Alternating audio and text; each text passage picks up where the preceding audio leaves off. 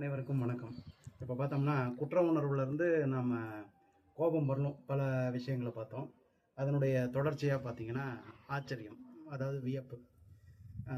ஒரு சாதாரணமான இது நடக்க முடியாது அப்படிங்கிற ஒரு இடத்துல நமக்கு வியப்பு தோன்றும். அடடா அடடா இவ்வளோ ஆச்சரியமாக இருக்குது, இது சாதாரணமாக யாராலையும் பண்ண முடியாதே அப்படிங்கிற இடத்துல ஒரு வியப்பு தோணும்.